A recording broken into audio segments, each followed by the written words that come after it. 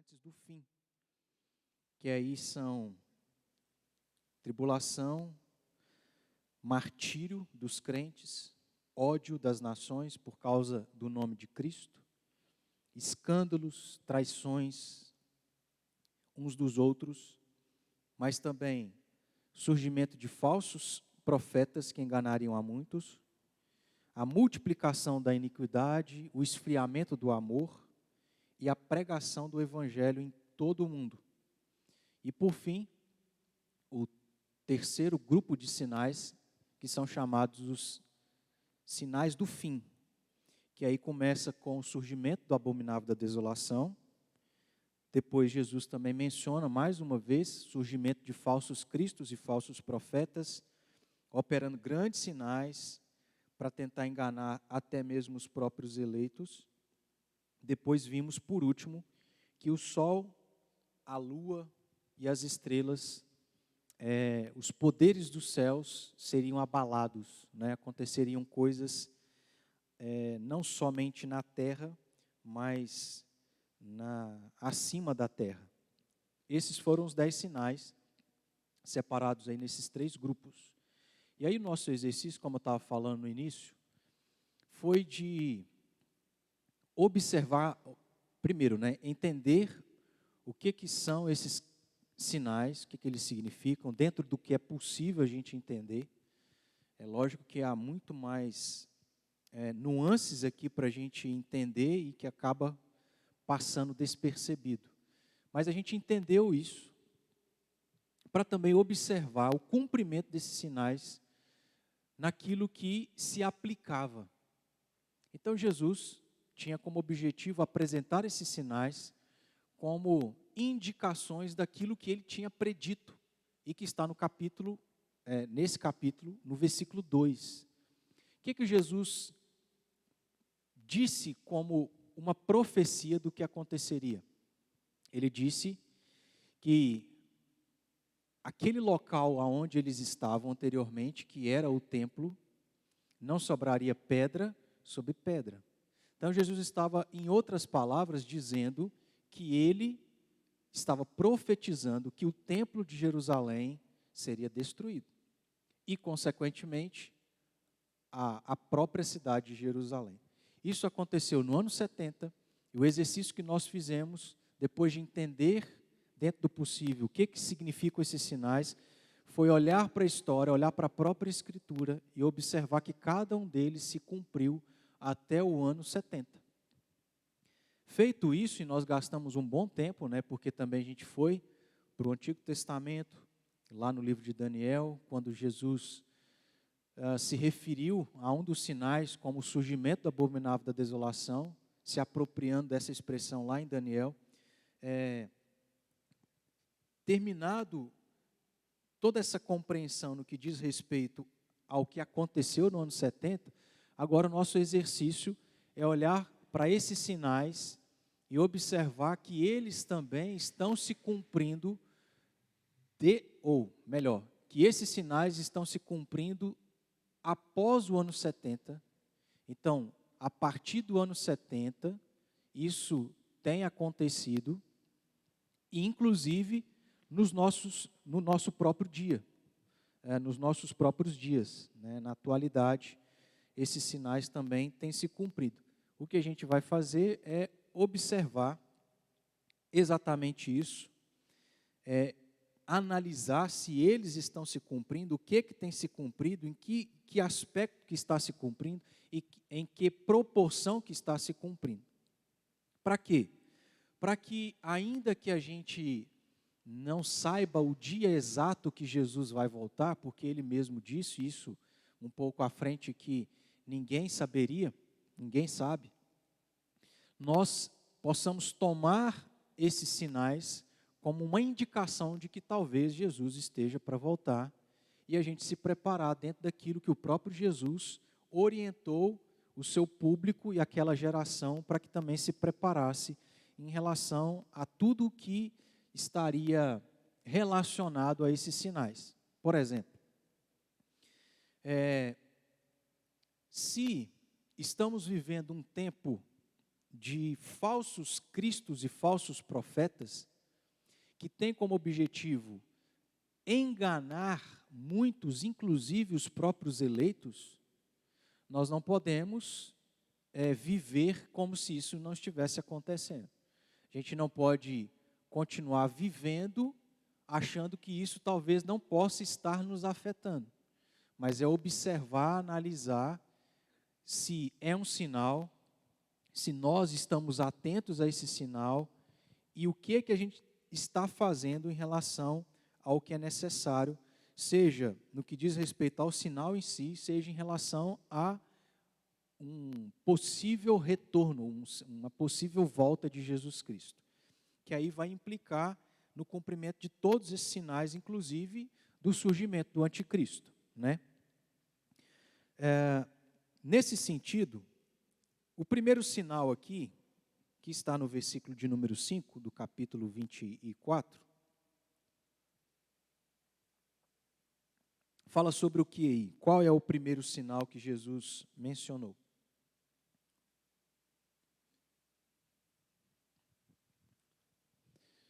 Quem está aí com a Bíblia aberta, qual é o sinal?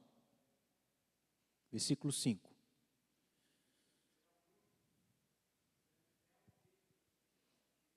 Isso. Com o objetivo de enganar. Nós destacamos quando vimos esse sinal, se não me engano lá, o 9º sinal, que Jesus repetiu esse sinal por 3 vezes, né? Então, ao longo da história, falsos cristos e falsos profetas têm surgido para enganar muitos. Se é algo repetitivo, né, que o próprio Jesus menciona por 3 vezes, é para chamar a nossa atenção como algo que não vai ser qualquer coisa.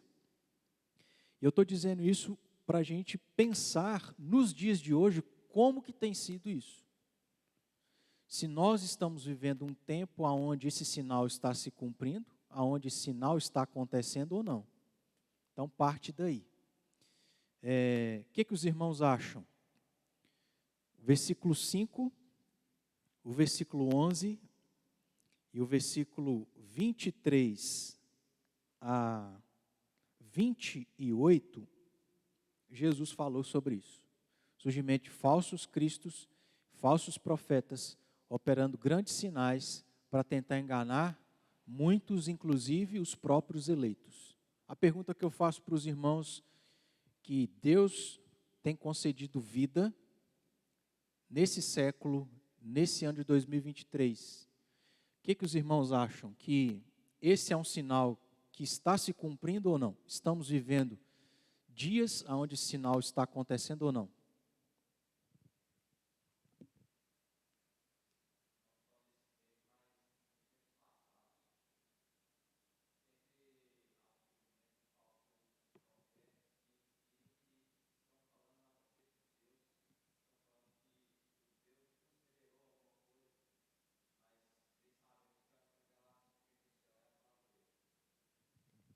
Inclusive, quantas vezes nós já ouvimos dizer que determinadas pessoas marcaram a volta de Jesus, né? O fim dos tempos. E nós estamos aí, vivendo, ainda que com dificuldade. Mas, vocês concordam que nós estamos vivendo o cumprimento desse sinal? Falsos cristos e falsos profetas? Olha só que interessante. Se a gente fizer uma pesquisa na internet, no Google, não demanda de muita complexidade, mas uma breve pesquisa, você vai... É lógico que a gente poderia fazer uma pesquisa mais retroativa, né? Mas vale nós analisarmos o século passado e esse século. Do que aconteceu no século passado e o que tem acontecido nesse atual século. A gente tem alguns dados, e esses dados, como eu disse, né, é a internet que dá, então não é uma pesquisa profunda certeira, mas a gente entende que há uma certa verdade nessas informações. Uma das coisas que a gente pode observar, estudando um pouco sobre isso, falsos cristos e falsos profetas, em relação a falsos cristos, não necessariamente isso começou a acontecer nesse período, né? Mas como eu disse, a nossa análise não vai ser muito retroativa. Ali dizem que a partir ou entre 1892, século passado, e até quase os anos 2000, que é o século atual, cerca de 25 pessoas ao longo desse período e em todo o mundo surgiram dizendo ser o Cristo. Não é importante para nós aqui mencionar cada um desses personagens, tá? Mas é só para a gente ter uma ideia geral de que século passado e no atual século, entre esse período, nós temos aí pelo menos 25 pessoas que passaram por aqui dizendo ser o Cristo, algumas delas já morreram, outras continuam vivas dizendo ser Cristo. E aí, nós, como brasileiros, temos um indivíduo que é brasileiro, chamado Álvaro Thaís, que é bem conhecido por nós. Ele não é conhecido por Álvaro Thaís, mas ele é conhecido como Henri Cristo. Então nós temos no nosso próprio país alguém que menciona ser Cristo. E olha só, irmãos, nas redes sociais que o Henri Cristo tem, que é YouTube, Facebook, Instagram e Twitter, ele tem cerca de quase 35 mil seguidores. Isso foi uma análise que eu fiz, né? Uma pesquisa que eu fiz. Mas tem algumas reportagens, por exemplo, da National Geographic, que diz que ele tem cerca de 330 mil seguidores virtuais. Então, olha só, qual é a relevância e importância disso para nós ao analisar esse primeiro sinal nos nossos dias? É que esse sinal dito por Jesus centenas de anos para trás, nos dias de hoje está se cumprindo. Não só por parte de um brasileiro que diz ser o Cristo, mas de tantas outras pessoas. No caso desse indivíduo aqui no nosso país, olha a quantidade de pessoas que seguem ele. Mais de 300 mil pessoas, ainda que virtualmente. Só que, quando a gente entende que tem, ao longo desses 2 séculos, mais de 25 pessoas passaram pelo mundo dizendo ser o Cristo, a gente vê que isso não é coerente. Porque Jesus Cristo é só um, certo? Se já surgiram nesses 2 séculos 25 ou mais de 25 pessoas dizendo ser o Cristo, ou só um deles é verdadeiro, ou nenhum deles são, né? E a gente entende que, obviamente, nenhum deles são o verdadeiro Cristo. Mas entenda, irmãos, que ainda que tenha passado tantos anos depois, isso continua existindo. Pessoas dizendo ser o Cristo e elas facilmente conseguem enganar as pessoas. Não sei se a gente já mencionou aqui, eu creio que sim, mas teve um momento em que o Henri Cristo foi lá no Danilo Gentili, e o Danilo Gentili, como ele é muito perspicaz, né, muito, qual outra palavra que eu posso usar? Sagaz, a palavra é essa. Como ele é muito sagaz, ele montou uma, como é que é o termo aí da roça? Puricaia, como é que é? Arapuca, isso. Obrigado, Eliseu. Montou uma arapuca lá para o Henri Cristo. Pegou lá e perguntou assim, você gosta de vinho? Aí ele, na maior inocência, né? porque ali falhou a onisciência do Henrique Cristo. Ele falou, gosto. Aí ele pôs assim, aí o Henrique Cristo falou, uai, mas isso aqui não é vinho. Aí o Danilo Gentili falou assim, dá um jeito aí. Aí ele entendeu, né? E não fez nada. Por que eu estou dizendo isso? Porque tais pessoas que se levantam dizendo ser o Cristo sem operar sinais, prodígios e milagres, eles já conseguem enganar várias pessoas. Não precisa de muito. Principalmente para quem está fragilizado emocionalmente. Dentre esses 25 personagens que se levantaram dizendo ser o Cristo, a maioria deles, ou uma parte deles, levou os seus seguidores a cometer suicídio coletivo. Vocês já ouviram falar daquele lunático chamado Merlin?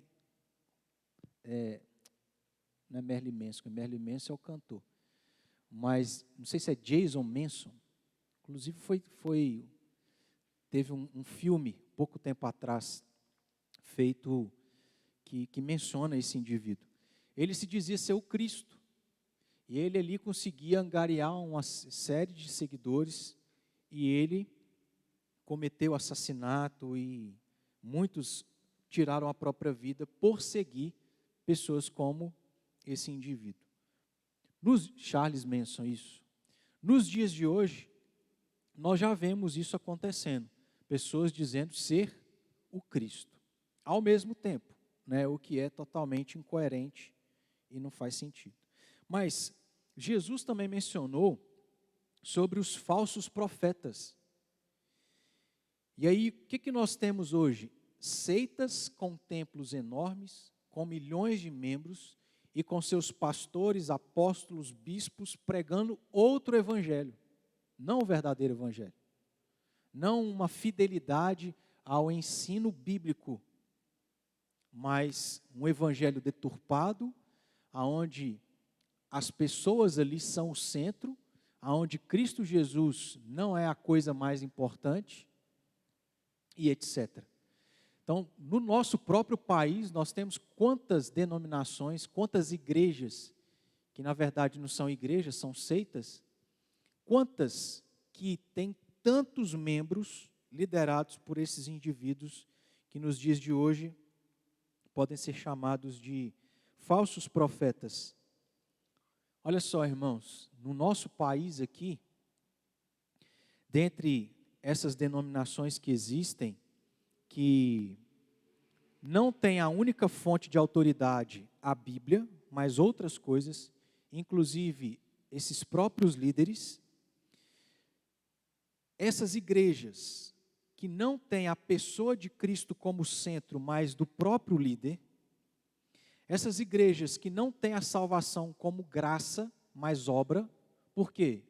Você tem que fazer algo para merecer, você tem que fazer algo para os seus pecados serem perdoados, você tem que dar determinada coisa, você tem que comprar determinada coisa para você receber perdão, não é assim? Essas igrejas que têm a salvação sendo algo que pertence somente a elas, as pessoas que fazem parte daquele grupo, e que têm a verdade como pertencendo somente a elas, uma das maiores do Brasil, sabe em quantos continentes que essa denominação da nossa igreja está presente? Em todos os continentes. Sabe em quantos países? São cerca de 135 países. Muitas dessas denominações aqui, uma delas, uma das maiores do Brasil, está em todos os continentes, em 135 países. Você sabe quantos membros que essa denominação, que é uma das maiores do Brasil, tem de fiéis?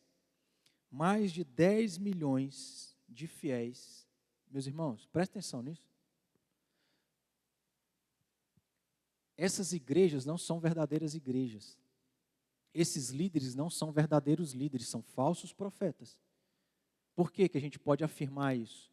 Porque eles não estão vivendo, pregando e ensinando, seja qualquer coisa relacionada a isso, de acordo com a palavra de Deus.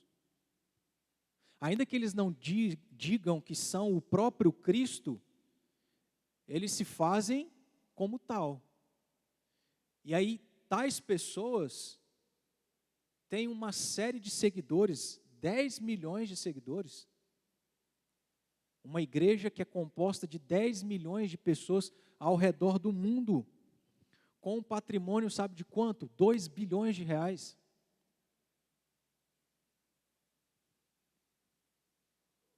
Pois não.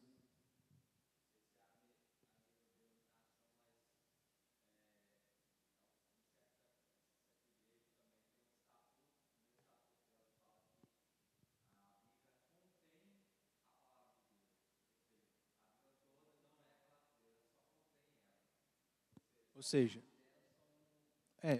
ou até mesmo, não só partes dela, mas ela não é o todo que ela contém. Significa que fora dela, por parte dessas pessoas que dizem ter um acesso, ter um acesso direto a Deus, terem sido chamados por meios sobrenaturais, por terem recebido revelação direta para determinar certas coisas que os fiéis têm que fazer. O que eu quero que vocês percebam, irmãos, porque a gente não precisa avançar muito aqui, olhando para esse primeiro sinal, é que isso já é uma realidade nos nossos dias, e não é uma realidade pequena. Porque nós não temos só uma denominação, nós temos várias. Nós temos várias seitas, porque virou negócio, aonde milhões de pessoas estão sendo enganadas, ainda que de maneira inocente, ainda porque são ignorantes em relação ao conhecimento que elas mesmas deveriam estar tendo ao ler as Escrituras, estão fazendo esses líderes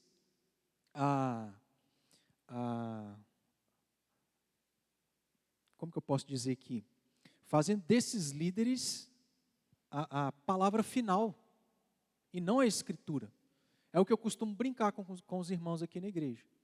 Eu sou o anjo da igreja. Eu fui chamado por Deus, passei por todo aquele processo que a gente já falou aqui na escola dominical, que acontece, principalmente na nossa igreja presbiteriana. Tenho um acesso direto com Deus, porque eu sou pastor, sou especial.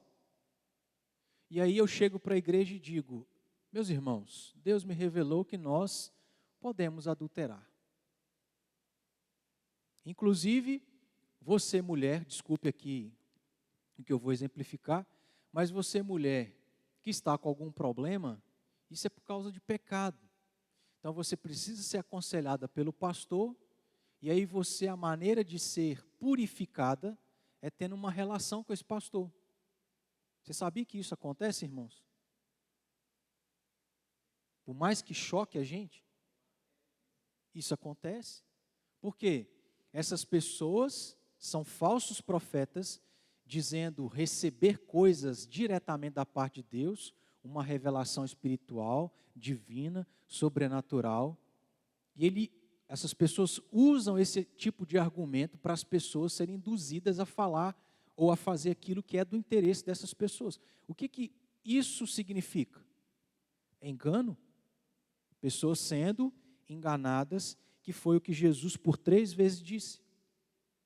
Vede que vocês não sejam enganados. Essa já é uma realidade. Só nessa denominação, que é uma das maiores do Brasil, são 10 milhões, meus irmãos, 10 milhões de pessoas que estão sendo enganadas. Mesmo que tais pessoas tenham a maior boa vontade, ainda que elas tenham um desejo genuíno, estão sendo enganadas. E aí eu acho que um tempo atrás a gente falou sobre isso aqui, que uma das estratégias do diabo não é somente a perseguição. Porque, historicamente, olhando para a própria Escritura, quando houve perseguição, que é o que o livro de Atos narra, quando um cristão morre, o que acontece? Surgem dois. Quando dois morrem, surge quantos? 4. É igual erva daninha, né? Você arranca hoje, amanhã tem 2 no lugar. A melhor estratégia não é a perseguição. Porque o verdadeiro crente vai se manter fiel. Ele vai ser induzido a ainda mais pregar o Evangelho. Forçado, entre aspas, a pregar o Evangelho. Mas a melhor estratégia do diabo é a apostasia. Ou melhor estratégia do diabo é o engano, né? Porque as pessoas estão na igreja, achando que estão servindo a Cristo, achando que estão vivendo o cristianismo, mas elas estão vivendo qualquer coisa menos isso. Porque elas estão seguindo homens, porque elas creem e entendem que a salvação é por mérito, porque elas querem comprar as coisas para ser abençoada, para estar bem com Deus, e por aí vai. E preste atenção, irmãos, se 10 milhões de pessoas creem que a Escritura não é suficiente, que Cristo, a graça, a salvação não é por graça, você tirou o que do Evangelho? Você tirou o que é fundamental. Você tirou aquilo que é a base. Se você tira a salvação por meio de Cristo Jesus, que é por meio da graça, você tirou tudo. São 10 milhões de pessoas somente nessa denominação que é uma das maiores do Brasil. E quantas outras? E tantas outras? Nós já vivemos essa realidade. E aí, alguns textos aqui para a gente terminar. Abra em Atos capítulo 20.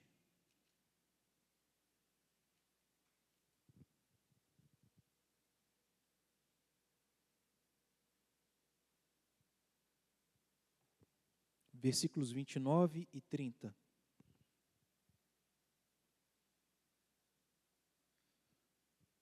Atos 20, versículos 29 e 30.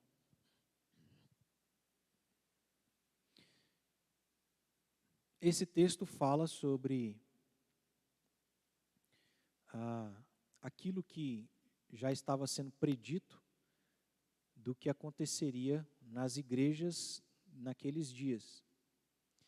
Eu sei que depois da minha partida, se não me engano aqui é Paulo falando, da minha partida, entre vós penetrarão lobos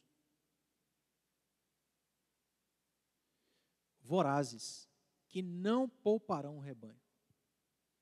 E que dentre vós mesmos se levantarão homens falando coisas pervertidas para arrastar os discípulos atrás deles. É interessante o termo que é colocado aqui, não pouparão o rebanho. Isso já é uma realidade. Porque existem muitos falsos profetas que criaram uma teologia que é chamada de teologia da prosperidade, aonde, irmãos, o estilo de vida que essas pessoas vivem é bem diferente do estilo de vida que Jesus teve e os discípulos tiveram. Então, como lobos vorazes, eles não poupam o rebanho, as ovelhas que são frágeis, que estão ali de boa vontade, de maneira inocente, dando o próprio dinheiro, dando tudo por crer numa mentira, por crer num indivíduo que é um falso profeta e que está se aproveitando da fragilidade dessas pessoas, do dinheiro delas e tantas outras coisas, do emocional fragilizado, para se enriquecerem, para se aproveitarem de outras questões das pessoas, e por aí vai. Paulo mencionou, né, que não poupariam o próprio rebanho. Vamos para Timóteo, 1 Timóteo 4, versículos 1 e 2.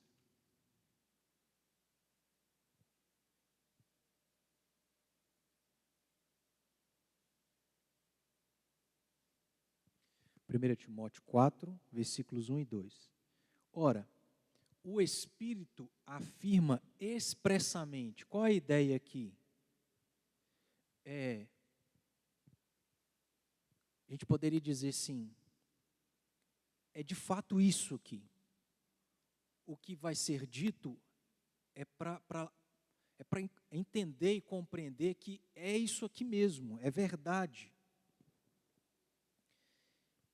Afirma expressamente que nos últimos tempos, alguns apostatarão da fé.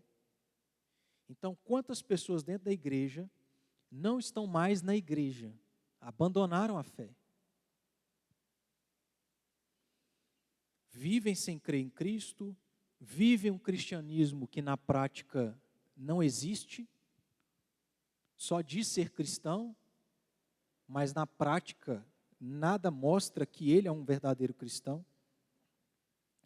E por que nos últimos tempos alguns apostatariam da fé? Por obedecerem a espíritos enganadores e a ensinos de demônios. Então, por trás do indivíduo que é o falso profeta, está o quê? O diabo, que é enganador, desde o princípio. Engano é uma característica de quem? Do diabo. Ele é o pai da mentira. Esses são falsos profetas porque são pessoas que estão enganando outras pessoas. Continuando. Por obedecerem a espíritos enganadores e ensinos de demônios. 2. Pela hipocrisia dos que falam mentira e que têm cauterizado a própria consciência. Por isso que nos últimos dias, algo que marcaria a volta de Jesus, e que aí depois a gente pode até estudar isso de uma maneira um pouco mais profunda, é que os últimos dias, na nossa compreensão, se deu a partir do momento que Jesus veio ao mundo até a volta dele. Então, desde esse tempo, nós estamos vivendo os últimos dias, e os últimos dias é marcado por falsos profetas, falsos cristos, falsas doutrinas, por engano, onde as pessoas estão apostatando da fé por crer em mentiras e por ter a mente cauterizada. O que significa isso, né? A mente já se tornou tão enrijecida, tão endurecida, que nada muda a cabeça da pessoa. Ela está cega naquilo que ela enxerga e é somente aquilo. Está cega naquilo que ela enxerga. Não ficou legal. Ela está cega porque ela não consegue ver fora da caixa. Ela só enxerga aquilo. Nada muda a pessoa, está enrijecido a mente e o coração. Paulo também disse, aqui escrevendo a Timóteo, os últimos dias seria marcado e caracterizado por esse tipo de coisa. Vamos para a segunda carta, capítulo 4 também, versículos 1 a 4.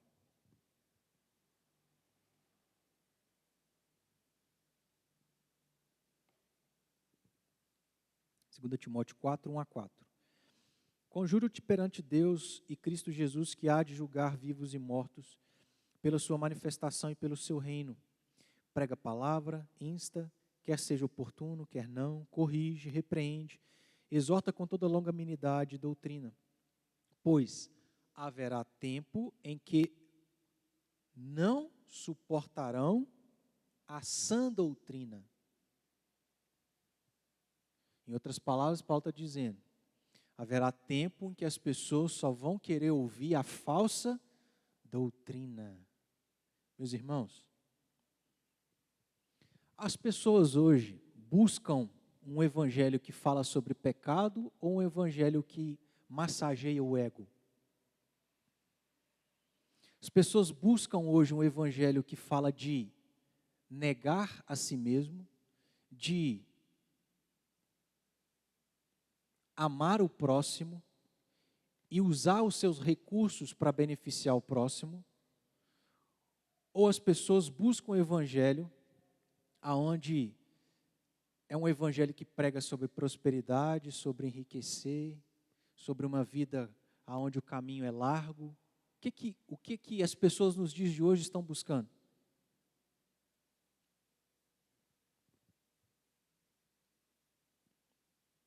Igrejas abarrotadas de pessoas que buscam o evangelho que é: como eu posso ser rico? Como eu posso ser abençoado? Como eu posso ser do jeito que sou? E não o evangelho são, que diz: você é um pecador. Você tem que buscar a santidade. Você tem que negar a sua carne. Você tem que matar os desejos carnais e pecaminosos do seu coração.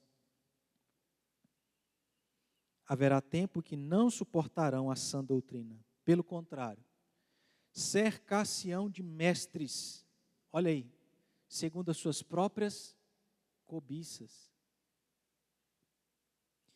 Como que sentindo coceira nos ouvidos. E se recusarão a dar ouvidos à verdade, entregando-se a fábulas. Isso aqui, irmãos, me entristece, sabe? Essa parte final. Recusarão a dar ouvidos à verdade, entregando-se a fábulas. Por quê? Porque, às vezes, a gente é procurado por pessoas que querem ser aconselhadas. Estão com problemas. Aí elas procuram: pastor, ore por mim. Pastor, tem como a gente marcar um dia para conversar, não? Tem, vamos conversar. Você conversa por algumas horas, você caminha com a pessoa, você ouve ela, você orienta ela, e ela sai do lugar e faz totalmente o contrário do que você orientou. Porque as pessoas não querem ouvir aquilo que é contrário à vaidade do coração dela. Elas querem ouvir aquilo que é da própria cobiça do coração. São os dias, os tempos que nós já estamos vivendo, irmãos. Numa proporção que creio eu ser muito maior do que aquilo que nós já vivemos no passado. Se a gente analisa esse primeiro sinal, então parece que pelo menos esse já está se cumprindo nos nossos dias. E aí, o que a gente precisa fazer, irmãos, para a gente não ser enganado? É entender que nós seguimos a Cristo Jesus. Entender que aquilo que baliza, aquilo que serve como uma peneira para a gente saber o que procede de Deus verdadeiramente ou não, é o que está na Escritura. Para eu saber o que está na Escritura, eu preciso ler a Escritura. E olha só, quanto tempo que a gente gasta lendo a Bíblia? Se pouco nós conhecemos a respeito da Escritura, qual é a chance de nós sermos enganados? Sabe por quê, irmãos? Eu estudei 4 anos de seminário. Eu tenho 10 anos de pastorado. Eu, de certo modo, espiritualmente falando, eu tenho autoridade sobre a vida dos irmãos, não tenho? Então, o meu argumento e a minha posição tem mais, traz peso para que aquilo que eu fale, você aceite. Concorda? Concorda? Se eu dizer que um determinado texto significa isso, talvez você vá aceitar porque eu sou pastor. Eu sou alguém que estudou 4 anos no seminário. Quer dizer que tudo aquilo que eu falo está certo? Não necessariamente. Até porque eu sou um pecador, né? Ainda que eu seja pastor.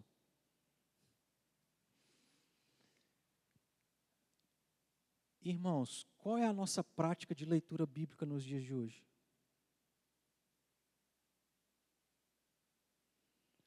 Se pouco a gente conhece, pouco a gente sabe, mais suscetível ao engano nós estamos de ser convencidos por coisas que não tem nada a ver com a Escritura. Então, uma questão prática para nós não é muito difícil da gente entender o que precisamos fazer.